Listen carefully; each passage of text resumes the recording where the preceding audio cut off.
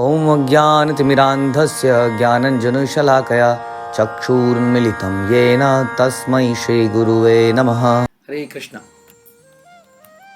तो हम करेंगे भगवत गीता का सार चैप्टर 3 का। हमने किया था श्लोक संख्या 28 एंड 29 तक। अब तक हमने सुना था किस प्रकार से कर्म को त्यागने से बेहतर है कृष्ण के लिए कर्म करना, और ये कैसा कर्म होना चाहिए। ये कर्म बिना अटैचमेंट के होना चाहिए। तो इसके बारे में हम जानकारी ले रहे थे। तो अब हम थोड़ा और डिटेल में जाएंगे कर्म योग के। तो भगवान यहाँ पे बताएंगे कि क्वेश्चन ये आ जाता है कि अगर हम बिना अटैचमेंट के काम करें तो किसके लिए काम करें। It is not possible. हर आदमी के काम करने के पीछे एक प्रेरणा होती है, एक मोटिवेशन होता है, उसी के लिए वो कार्य करता है। यदि कोई मोटिवेशन नहीं हो तो कोई आदमी काम क्यों करे। तो यही क्वेश्चन आ जाता है कि बिना अटैचमेंट के हम कैसे काम करें, किसके लिए काम करें। इसलिए भगवान अब कर्म योग के गहराई में जाएंगे और श्लोक संख्या 30 में भगवान बताते हैं कि जो भी आप काम करो मेरे लिए करो, कृष्ण के लिए करो।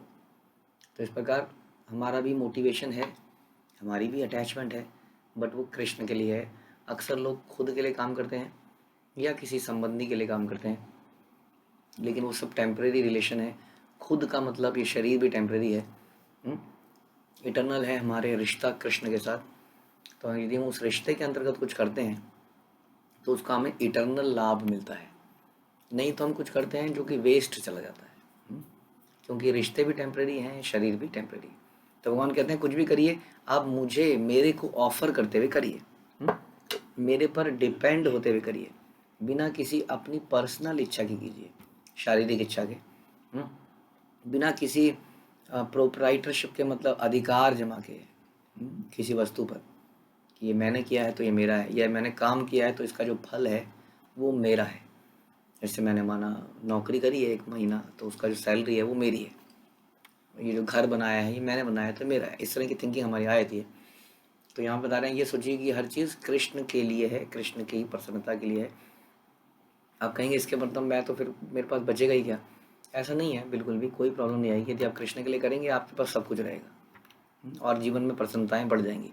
इसका एग्जाम्पल देते हैं हम लोग, कई बार प्रभुपाद देते थे।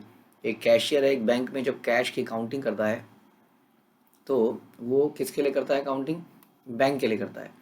अगर बैंक में कोई व्यक्ति 10 लाख रुपए ज़्यादा जमा करने आता है तो भी वो उतनी ही शिद्दत से केयरफुली काउंट करता है जितना कि कोई विड्रॉ करने आ जाए तब भी।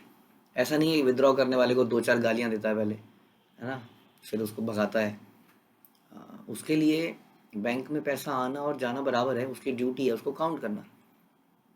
और इस प्रकार वो रोज़ ही खुश रहता है। नहीं तो क्या होगा, नहीं तो किसी दिन बहुत खुश होगा, डिपॉजिट ज़्यादा थे, किसी दिन बड़ा दुखी हो जाएगा, डिपॉजिट्स कम थे और विड्रॉवल ज़्यादा थे।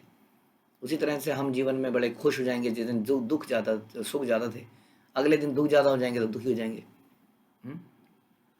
किसी दिन पार्टी करेंगे, किसी दिन माता मनाएंगे। तो हम स्थिर बुद्धि नहीं रह पाएंगे और भक्ति में स्थिर नहीं रह पाएंगे और इस संसार से निकल नहीं पाएंगे। इस संसार के डुअलिटीज़ में, सुख दुख मान अपमान में फंसे रह जाएंगे। तो इसलिए हमें किसके लिए काम करना है। यदि हम वो काउंटिंग ही किसी और के लिए करेगा, बैंक के लिए करेगा, तो उसको पैसे के कम होने और ज़्यादा से फर्क नहीं पड़ेगा। उसी तरह से जब हम कृष्ण के लिए कार्य करेंगे तो हमारे जीवन में आएंगे जो दुख, उससे विचलित नहीं होंगे, क्योंकि हमारे जीने का पर्पस कृष्ण की प्रसन्नता है। आने वाले सुख से भी विचलित नहीं होंगे, क्योंकि हम जानते हैं कि ये सुख दुख तब तक है जब तक ये शरीर है। एक बार शरीर चला जाएगा तो केवल ये सारी डुअलिटी समाप्त हो जाएंगी। अगर हम भगवान के धाम में चले जाते हैं तो इस धाम में सॉरी म्यूट करना भूल गया आज। ओके, बातें तो भोग लगाने की हो रही थी, लेकिन तो हम ये डिस्कस कर रहे थे कि इस प्रकार से हम लोग यदि कृष्ण के लिए कार्य करते हैं तो कार्य के सफल होने में और असफल होने में हम ये सोचते हैं हमने अपना 100% दिया। एनीवे रिजल्ट कृष्ण के हाथ में है। कृष्ण ने सक्सेस दी या फेलियर दिया ये कृष्ण का है, क्योंकि मैंने तो उनके लिए किया था। अब it is up to him. Although हम प्लानिंग परफेक्टली करते हैं, हम अपना 100% देते हैं। ये नहीं कि मेरे नोट तो है ही नहीं, मैं क्या करूँगा, ऐसे गिन के डाल दो। जिम्मेदारी पर उसके शाम को जब रिकन्सिलेशन में फंस जाएगा तो उसी को पकड़ा जाएगा, कैशियर साहब को। कैशियर साहब 100 रुपये कम है, अपनी जेब से डालो। तो इसका मतलब हम अपनी जिम्मेदारी पूरी निभाएंगे, लेकिन उसका फल यही सोचेंगे कृष्ण का ही है, और अक्सर कृष्ण उसका फल हमें ही दे देते हैं। और हम लेकर भी उसको उतना ही लेते हैं जितना जीवन जीने की आवश्यकता है, और बाकी कृष्ण की अलग अलग सेवाओं में लगा देते हैं। हाँ, बहुत सेवाएं हैं। हमारे घर में विग्रह हैं, मंदिर है, उस मंदिर में धन लगता है, यात्राएं हैं, उसमें धन लगता है, प्रसाद पाने में, प्रसाद बांटने में धन लगता है, दान देने में धन लगता है। वस्त्र हम ऐसे ही पहनते हैं जितना कि जो कि कृष्ण भावनामृत के लिए ठीक ठाक हो। उसके लिए प्रचार के कई कार्यों में धन लगता है, हर चीज़ में लगता है धन, संपत्ति, घर। तो हम उतना उस हिसाब से इस्तेमाल करते हैं, यही सोच के कि हम केयर टेकर हैं। ध्यान रखिए, प्रोपराइटर और केयर टेकर में फ़र्क है। प्रोपराइटर और केयर टेकर में फ़र्क है। प्रोपराइटर अपना अधिकार जमाता है, और केयर टेकर क्या कहता है, मैं तो थोड़े समय के लिए इसकी केयर करने के लिए हूँ। तो हम हर चीज़ के केयर टेकर बन जाते हैं किसी के बिहाफ पे, और जिसके बिहाफ पे बनते हैं उसके लिए उस चीज़ को इस्तेमाल करते हैं। तो ऐसा भगवान यहाँ पर करने को कह रहे हैं। उसके बाद भगवान कहते हैं 31वें श्लोक में, यदि कोई मेरी इन टीचिंग्स को समझेगा और इस प्रकार से कार्य करेगा तो वो सारे बंधनों से मुक्त हो जाएगा। लेकिन यदि कोई ऐसा नहीं मानेगा, क्योंकि बड़ा मुश्किल होता है ये मानना कि मैं, ये सब मेरा नहीं है जो मैं कर रहा हूँ, इसका रिजल्ट कोई और भोगेगा। तो मैं इतनी मेहनत कर रहा हूँ, कोई और खाएगा, ये बहुत बढ़िया है, तुम्हारे भगवान बहुत अच्छे हैं, कमाए हम, खाए तुम्हारा भगवान। ईर्ष्या हो जाती है हमें भगवान से, बिना ये सोचे हुए कि ये आँखें, ये नाक, ये मुंह, ये हाथ देने वाला वही भगवान है। कितने बेशर्म हो जाते हैं हम लोग। वास्तव में किसने दिए ये आँखें, बताइए? हमारे मम्मी ने, हमारे पापा ने ये लेंस डाले हमारे कानों, आँखों के अंदर। सर्जरी, पूरे ज़िंदगी भर हम लोग कहते हैं सर्जरी नहीं कराएंगे, सर्जरी नहीं कराएंगे, कहते हैं कि नहीं हम लोग? आदमी कोशिश करता है, लाख कोशिश करता है कि सर्जरी को अवॉइड करे, क्योंकि वो जानता है कि जो ओरिजिनल इक्विपमेंट है भगवान द्वारा दिया गया, उसका कोई रिप्लेसमेंट नहीं है। फिर भी हम सहजता से कहते हैं तुम्हारा भगवान बढ़िया है, कमाए हम और खाएं वो। एक ऑफिस में आपको कंप्यूटर मिलता है, आपको डेस्क मिलता है, एक रूम मिलता है, कुछ प्रोसेस मिलते हैं, कुछ एक्सेस राइट्स मिलते हैं, कुछ ट्रेनिंग्स मिलती हैं, सैलरी मिलती है। उसके बाद में आप कोई प्रोजेक्ट ला पाते हो, कोई डिलीवरी कर पाते हो, प्रोजेक्ट में कुछ काम कर पाते हो, कुछ अकाउंटिंग कर पाते हो, वगैरह वगैरह। तो क्या आप ये कहोगे कि ये मैंने किया? कंपनी कहेंगी गेट आउट। हाँ, ऐसे बहुत मिलते हैं तुम्हारे जैसे, सब कुछ किया मैंने, दिया हम लोगों ने, अब तुम्हारा हो गया ये। तो इसलिए हम केवल काम करते हैं, सारा प्रॉफिट कंपनी का होता है। उसी तरीके से ये शरीर, ये सुविधाएं, ये अंग, हर चीज़ भगवान की दी हुई है। इसलिए बोला जा रहा है कि उनकी प्रसन्नता के लिए यदि कार्य करेंगे तो भगवान कह रहे हैं सुखी रहोगे। नहीं तो श्लोक संख्या 32 में कहते हैं, अगर आप मेरी बातों को नहीं मानोगे तो आपका सर्वनाश हो जाएगा। मैं नहीं करूँगा, भगवान को कोई जरूरत नहीं करने की, अपने आप ही हो जाएगा उसका सर्वनाश। तो प्रश्न ये बनता है कि इसका मतलब जो व्यक्ति इसको समझ जाए कि यदि वो भगवान की बात नहीं मानेगा तो जीवन में दुख आएगा, मानेगा तो सारे रिएक्शन समाप्त हो जाएंगे और भगवान के धाम में चला जाएगा। तो ये सुन के क्या लोग करने लग जाएंगे इसको? तब भगवान बोलते हैं श्लोक संख्या 33 में, नहीं, क्योंकि हमारी डीप रूटेड कंडीशनिंग है। हम जन्मों से अपने फायदे के लिए जीते आए हैं, इंद्रियों की तृप्ति करते हुए जीते आए हैं, लस्ट को पूरा करने के लिए जी रहे हैं। इसलिए अब हमारी आदत बन चुकी है। इसलिए इस आदत के कारण हम फिर भी वो सही चीज़ नहीं कर पाते हैं। ऐसा व्यक्ति क्या करता है, अपने लिए गुणों के अनुसार कार्य करता है। तो एक कर्म योगी, एक ज्ञान योगी, एक व्यक्ति के अंदर से ये जो उसकी इंक्लिनेशन है बुरा करने की, वो दूर नहीं कर पाती। हम अपने पापों को मुक्त कर लेते हैं, कोई दान दे के, यज्ञ करा के, गंगा जी में नहा के, लेकिन पाप करने की जो प्रवृत्ति है, इंक्लिनेशन है, उसको समाप्त नहीं कर पाते। उसके कारण हम पाप करते ही चले जाते हैं, जानकर भी कि ये गलत है। इसलिए बताया गया कि जो भक्ति योग है, भक्ति योग में व्यक्ति की जो काम, पाप करने की जो इच्छा है वो भी समाप्त हो जाती है। लेकिन श्लोक संख्या 34 में कहते हैं कि ये ग्रेजुअल प्रोसेस है, ये धीरे धीरे डेवलप होता है। श्रवण से इसकी शुरुआत होती है। जब हम श्रवण करते हैं, आप में से कितने लोगों की लाइफ टोटली बदल चुकी होगी पिछले 2 महीने में, 6 महीने में, 1 साल में? जबकि मोस्टली हम लोग मिले कम हैं, कोरोना में मिलने का कम समय मिला, हम लोगों ने सुना ज़्यादा है ऑनलाइन, फिर भी हमारे जीवन में इतना परिवर्तन आ गया। इसलिए कहा गया कि ग्रेजुअल प्रोसेस है। कई लोग कहते हैं आज ही मेरे सारे प्रश्नों का उत्तर दे दीजिए, कई बार ऐसा होता है। कई बार हम किसी क्वेश्चन में अटक जाते हैं, नहीं समझ नहीं आया, नहीं नहीं ढंग से बताइए, नहीं नहीं समझ नहीं आया, तो बेहतर है उस व्यक्ति को चुप हो जाना चाहिए, थोड़ा सा अपना श्रवण बढ़ाना चाहिए। आप देखेंगे 2-3 दिन में आपको अपने आप ही समझ में आ जाएगा सब कुछ। थोड़ा धैर्य रखिए, प्रश्न पूछिए, जरूर पूछिए, लेकिन यदि कोई प्रश्न बार बार बताने पर भी समझ नहीं आ रहा है तो थोड़ा धैर्य रखिए, सब कुछ समझ में आएगा। तो इसलिए ग्रेजुअल प्रोसेस है, ओवर द नाइट। हाँ, ये कोई बर्गर नहीं है, बर्गर मैगी नहीं है यहाँ पर, ये थोड़ा टाइम लगता है इसको पकाने में, चावल दो रोटी दाल सब्जी, बर्गर तुरंत बन जाता है। तो इसलिए ये ग्रेजुअल प्रोसेस है, इसमें समय लगेगा। और उसके बाद में अर्जुन का ये प्रश्न बन सकता है, अच्छा भगवान, आप अगर आप ऐसा कह रहे हो कि मैं बिना अटैचमेंट के आपकी प्रसन्नता के लिए कार्य करूं, तो फिर मैं कोई भी काम कर सकता हूँ ना, आपकी प्रसन्नता के लिए तो अनेक कार्य हैं। क्यों ना मैं प्रवचन करने लग जाऊं, क्यों ना मैं गायें पालने लग जाऊं। हाँ, तो ऐसा हो सकता है कि नहीं? इसलिए इससे पहले कि वो ऐसा बोले, भगवान बोलते हैं कि नहीं नहीं नहीं नहीं नहीं, डू योर ड्यूटी। दूसरे की ड्यूटी करने से बेहतर है अपनी ड्यूटी करा जाए। अगर बहुत सारी सर्विसेज है, इसका मतलब नहीं है जो सर्विसेज मिल जाए उसको पकड़ लो और करने लग जाओ।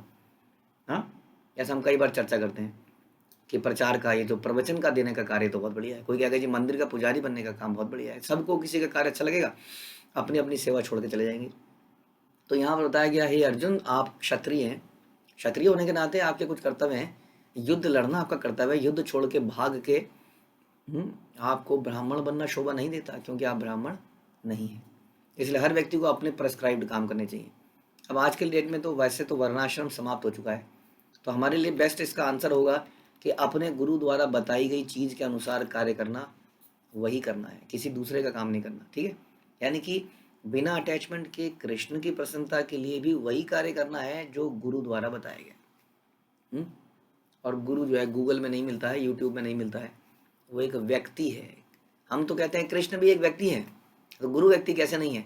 गूगल को आप गुरु नहीं बना सकते, किसी मूवी के एक्टर को गुरु नहीं बना सकते, किसी मूवी को गुरु नहीं बना सकते। गुरु वो है जो कान पकड़ सकता है, ऑब्जर्व कर सकता है, नहीं नहीं नहीं this is wrong, you can not do this, आपने इस वैष्णव से ऐसे बात क्यों करी, आपने इस वैष्णव के बारे में ऐसा क्यों सोचा, आपने ऐसा क्यों किया, आप सर्विस पर समय पर क्यों नहीं आए, आपने सर्विस में ध्यान क्यों नहीं दिया, आपने साधना में ध्यान क्यों नहीं दिया, ऐसा जो करे वास्तव में, तो उसके बारे वो जैसा बताए वैसा करना भगवान ने बोला। उसके बाद में अब क्वेश्चन आया था है लस्ट का, क्वेश्चन आया था कि भगवान आपने बहुत अच्छी बात बोली, लेकिन फिर भी मुझे ऐसा लग रहा है कि व्यक्ति बुराई की तरफ धकेल सा दिया जाता है। हाँ, जैसा भी आपने सुना कंडीशनिंग है, ये इसके बारे में थोड़ा और बताइए, ये कहाँ से ऐसा होता है, ये ऐसा होता क्यों है? आपने बिल्कुल सही बोला कि जो व्यक्ति मेरी बात नहीं सुनेगा उसकी लाइफ समाप्त हो जाएगी, लेकिन फिर भी ऐसा क्यों हो जाता है, थोड़ा और बताइए। तब भगवान बताते हैं श्लोक संख्या 37 में से 40 में एक्चुअली में, कि बताते हैं कि ये एक्चुअली में लस्ट से होता है, इंद्रिय तृप्ति की इच्छाओं से, जो कि रजोगुण से पैदा होता है, और ये व्यक्ति का सबसे बड़ा शत्रु है। सबसे बड़ा शत्रु है, ध्यान रखिए, इस शत्रु से लड़ना बड़ा आवश्यक है। और ये क्यों होता है? जब हम अपनी इंडिपेंडेंस को मिस यूज करते हैं। हम हर व्यक्ति के पास में भगवान ने कुछ स्वतंत्रता दी है।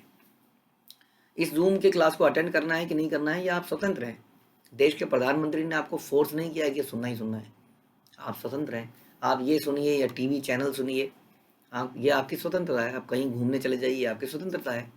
तो ये स्वतंत्रता का जब हम मिस यूज करते हैं, तब हम क्या करते हैं, अपनी इंद्रियों को सेटिस्फाई करने निकल पड़ते हैं, और वहीं से लस्ट पैदा हो जाता है, जो हमारा सबसे बड़ा शत्रु है। जो अर्जुन के प्रश्न का आंसर था कि हम गलत गलत चीज़ों की तरफ क्यों चले जाते हैं, क्योंकि हम हल्का सा जो फ्रीडम दे देते हैं ना अपने आप को, जो चलता है एटीट्यूड है, कॉम्प्रोमाइजिंग एटीट्यूड है। हाँ, क्योंकि हमारे पास क्या है, फ्रीडम है। ज़्यादा बोलोगे तो हम नहीं आएंगे आपकी क्लास में, ठीक है, बैठे रहो अपनी क्लास में तिलक लगा के, कल से हम नहीं आएंगे, लो जी एग्जिट, आपकी इच्छा है। तो इस प्रकार से आदमी अपनी इंडिपेंडेंस का मिसयूज करता है और इंद्रिय तृप्ति में निकल जाता है, और वहीं से ये लस्ट की शुरुआत हो जाती है। इसलिए हमें अपनी इंडिपेंडेंस को कृष्ण को समर्पित कर देनी चाहिए। भगवान, आपने मुझे डिसाइड करने की फ्रीडम दी है, लेकिन मैं इस फ्रीडम को भी त्यागता हूँ आपके चरणों में, गुरु के चरणों में। वास्तव में कि भगवान के चरणों में तो कैसे डालेगा फ्रीडम? भगवान तो बोलने आएंगे नहीं, नहीं नहीं ये गलत है मत करो, गुरु ही बोल सकते हैं, वैष्णव ही बोल सकते हैं। तो वैष्णव के आगे उस फ्रीडम को त्याग देता है कि आप जैसा मुझे कठपुतली की तरह नचाएंगे वैसा मैं नाचूंगा। इस प्रकार से क्या होता है, कुशल हाथों में वो कठपुतली आ जाती है। कठपुतली अगर खुद ही नाचने लगे तो नाच पाएगी नहीं, लेकिन कुशल हाथों में वो अच्छी तरह से नाच पाती है। ओके, उसके बाद बताते हैं 3 डिग्री लस्ट की कैसी हैं। ये लस्ट हमारा सबसे बड़ा एनिमी है, लेकिन इसके 3 एग्जाम्पल बताते हैं, 3 डिग्री बताते हैं कि जैसे एक अग्नि धुएं से कवर हो जाती है, जैसे एक शीशा धूल से कवर हो जाता है, जैसे गर्भ में एक बच्चा कवर हो जाता है, उसी तरह हमारी दिव्य चेतना को ये लस्ट कवर कर देती है, अलग अलग डिग्रीज में। तो फायर की जो असली अग्नि है वो स्मोक में दिखती नहीं है, धुएं में, लेकिन धीरे धीरे ग्रेजुअल प्रोसेस हम अगर अग्नि को सुलगाते रहेंगे तो एक दिन अग्नि तेज हो जाएगी, सारी नमी सूख जाएगी लकड़ी की और धुआं समाप्त हो जाएगा। प्रारंभ में धुआं उड़ेगा। उसी तरह से मिरर में अगर धूल चढ़ जाए तो हम अपने आप को देख नहीं पाते हैं, सच्चाई का सामना नहीं कर पाते हैं, अपने असली स्वभाव को समझ नहीं पाते हैं। तो कई बार शीशा साफ होता है लेकिन उसमें हमें अपनी आईब्रोज दिखती हैं, सुंदर आईब्रोज जिसको हम हेयर प्लकिंग कराते हैं, सुंदर नोज खड़ी हुई दिखती है, सुंदर होंठ दिखते हैं, लेकिन उसके अंदर की लस्ट नहीं दिख पाती है। तो वो भी धूल चढ़ा हुआ शीशा है वास्तव में। शीशे में तो हम देख रहे हैं, लेकिन शीशे में हम हार्ड मांस के बने शरीर को ही देख पाते हैं, उस कृष्ण के दास को नहीं देख पाते जो अभी किसी शरीर में बंधा हुआ है। वास्तव में इस शरीर का है ही नहीं, वो तो इस शरीर में बंदी की तरह रह रहा है। तो इस प्रकार से शीशे की धूल भी उतरती है जब हम श्रवण करते हैं। श्रवण करने से हमारे चित्त में चढ़ी हुई धूल जब उड़ती है तब हम अपने असली स्वरूप को देख पाते हैं। उसी तरह से बच्चा पेट के अंदर बिल्कुल असहाय की तरह पड़ा रहता है, उस तरह जीवात्मा इस शरीर के में अंदर असहाय की तरह पड़ी है। ज़रूरत है उसको जागृत होने की, इस धूल को साफ करने की, अग्नि को ज्वलित करने की, ताकि वो अपने असली स्वभाव में खड़ा हो सके। उसके बाद भगवान बताते हैं 39वें श्लोक में कि जो लस्ट है ये कभी सेटिस्फाइड नहीं होती है। ये मत सोचो कि अभी तो बच्चा है, अभी तो इसके दिन है खेलने के खाने के, कई लोग ऐसा बोलते हैं ना, नहीं, ये लस्ट कभी सेटिस्फाइड नहीं होती, और बढ़ती जाती है। जितना बचपन में इसको भड़का लोगे आगे जाके तो अनकंट्रोलेबल अग्नि बन जाएगी। उसके बाद फायर ब्रिगेड वाले पूरे पानी भी उड़ेल देंगे तो उगलेगी, उतरेगी नहीं। अग्नि को शुरू में ही बुझाना पड़ता है कि नहीं? किसी घर में आग लगे हो तो, या आप कह सकते हैं कि थोड़ी देर में घर की सारी लकड़ियां जल जाएगी तो आग अपने आप बुझ जाएगी, ऐसा होता है? नहीं, अंत में तो ईंट को, लोहे को, हर चीज को जला देती है। प्रारंभ में किसी लकड़ी को, किसी कागज को जलाती है, बाद में तो हर चीज को जला देती है। इसलिए इसको बचपन में ही कंट्रोल करना पड़ेगा। Lust is never satisfied. और बताते हैं कि जो इंद्रिय तृप्ति की इच्छा है ये 3 जगह पर हमें अटैक करती है। हमने सुना था हमारी इंद्रियों पे, हमारे मन पर, हमारे बुद्धि पर। हमने सुना था कि कैसे इंद्रियां सबसे जड़ हैं, सबसे नीचे हैं, शरीर के ऊपर हैं, लेकिन फिर भी हमने सुना था हाथ में काफ़ी कैपेबिलिटीज़ हैं, आँखों में बहुत कुछ है करने की क्षमता, लेकिन इन सेंसेस के ऊपर वास्तव में मन होता है। जो मन इनको भटकाता है, और मन के ऊपर हमारी बुद्धि होती है। लेकिन क्योंकि ये काम जो है इन तीनों जगह पर अटैक कर चुका है, इसलिए ये टोटली, बुद्धि कहती है कैसे भोग किया जाए, भोग करने के नए नए तरीके बताती है मन को। मन इच्छा करता है, मन कहता है क्यों ना ऐसा किया जाए। बुद्धि कहती है मैं तेरे को बताती हूँ कैसे करा जाएगा। इंद्रिय कहती है मैं तो आपकी दासी हूँ, जैसा बोलोगे वैसा करेंगे। तो ये तीनों मिलकर आदमी को पाप के समुद्र में गिरा देती है। वो लस्ट काम के अंडर बहुत सारे काम करता जाता है गलत सलत, और उसके जीवन में उसके रिएक्शन आते रहते हैं, अपार दुख आते हैं, जन्म जन्म के बाद गंदे जन्मों में गिरता है, अंत अल्टीमेटली जानवर शरीर में गिर जाता है।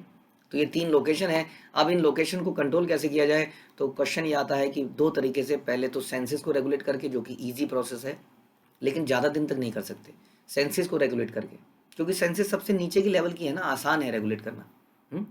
लेकिन जब तक मन रेगुलेट नहीं होगा तब तक ज़्यादा देर तक नहीं रोक पाओगे। रेगुलेट कैसे होती हैं सेंसेस?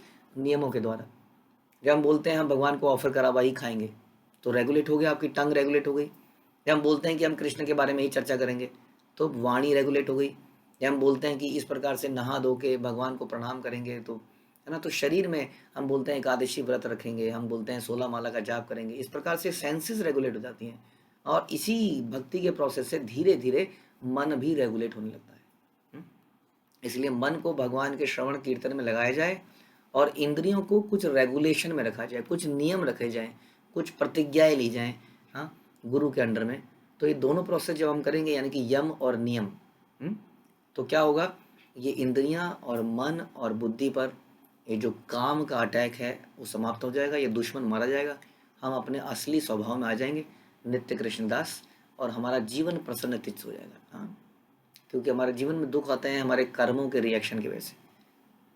और जब भगवान के अनुसार हम इस प्रकार जीवन बताएंगे तो भगवान ने खुद ही गारंटी दी थी कि उस व्यक्ति का जीवन बड़ा सुखद चला जाएगा और जीवन के बाद वो भगवान के धाम में चला जाएगा। तो इस प्रकार से ये तीसरे अध्याय का सारांश समाप्त हुआ। हरे कृष्णा। श्री प्रभुपाद की जय। भगवत गीता की जय।